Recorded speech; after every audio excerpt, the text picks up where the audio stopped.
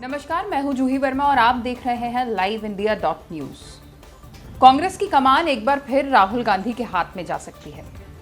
कांग्रेस हर बार इसी परिवारवाद को लेकर कटघरे में खड़ी होती रही है कि जो कमान है पार्टी की वो परिवार के अंदर ही रही है। पहले नेहरू जी, फिर इंदिरा गांधी, फिर राजीव गांधी, फिर सोनिया गांधी और अब बहुत मान मनोबल के बाद राहुल गांधी परिवार की कमान संभाल सकते हैं।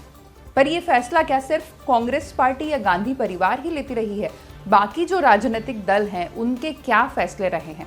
ताजा खबर बिहार से है, जहां पर HAM हम यानी हिंदुस्तानी आवाम मोर्चा के जो फाउंडर हैं जीतन राम मांझी, वो अपने बेटे को कमान सौंप सकते हैं पार्टी की। हालांकि खुद संरक्षक की भूमिका में रहेंगे, पर जिस तरह से रामविलास पासवान ने बहुत समय रहते अपने बेटे को अपनी कमान सौंप दी थी पार्टी की, उसी तरह अब जीतन राम मांझी अपने बेटे को भी ये कमान सौंप सकते हैं पार्टी की, क्योंकि वो खुद काफ़ी लंबे समय से अस्वस्थ चल रहे हैं। उनके बेटे फिलहाल NDA के साथ गठबंधन वाली सरकार में है। नीतीश कुमार की सरकार में MLC हैं और मंत्री भी बनाए गए हैं। यानी मांझी की जो पार्टी है उस पार्टी से एकमात्र अगर नीतीश कैबिनेट में कोई मंत्री है तो वो मांझी का बेटा ही है, और अब वही सारे अनुभवी नेताओं को दरकिनार करते हुए पार्टी की कमान भी संभालने वाले हैं। यही नाराजगी इससे पहले RJD में दिखी थी, जब तेजस्वी यादव के हाथ में कमान आई थी। काफी जो वरिष्ठ नेता थे वो भी, उन्होंने भी असंतोष जताया था, इसीलिए औपचारिक घोषणा अभी तक उसकी नहीं हो पाई। न सिर्फ बिहार की हम बात करें, हम उत्तर प्रदेश की राजनीति की तरफ अगर शिफ्ट हों तो वहाँ मुलायम सिंह की जो सत्ता थी, जो वसीयत थी, जो विरासत थी, वो उनके बेटे के पास शिफ्ट हुई है। इसी तरीके से और भी जितने भी राजनीतिक दल हैं, एक अगर हम BJP को छोड़ दें तो अधिकांश राजनीतिक दल वही हैं जिनमें पिता की सत्ता पुत्र को ट्रांसफर हुई है। फिर भले ही वो पार्टियां NDA के घटक दल हों या UPA के घटक दल हों। हम एक सरसरी नजर मारते हैं।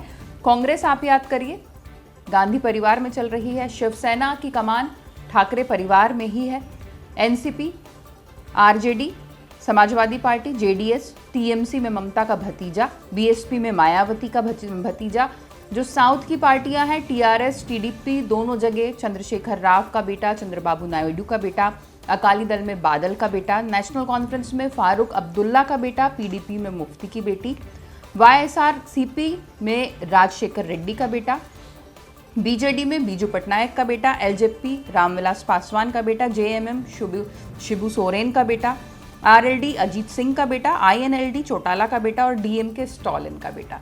यानी कोई भी पार्टी परिवारवाद से खुद को दूर नहीं रख सकी है। सब में पिता की जो वसीयत थी, जो विरासत थी, वो बेटों को या बेटी को ट्रांसफर हुई। और जिन केस में, जैसे मायावती का केस हम ले लें, जहाँ पर परिवार से कोई नहीं है तो वहाँ भाई भतीजे ऐसे ही जगह पर सत्ता हस्तांतरित की गई है।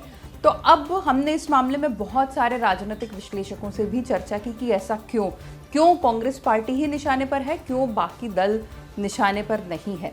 तो सबकी एक राय यही थी, जो लब्बो-लुआब सबकी बातचीत का निकल कर आया वो ये था कि सारे जो दल हैं वो बेहद छोटे छोटे क्षेत्रीय दल हैं जो अपने अपने राज्यों में सिमटे हुए हैं, इसलिए नेशनल सिनेरियो में उसका फर्क नहीं पड़ता।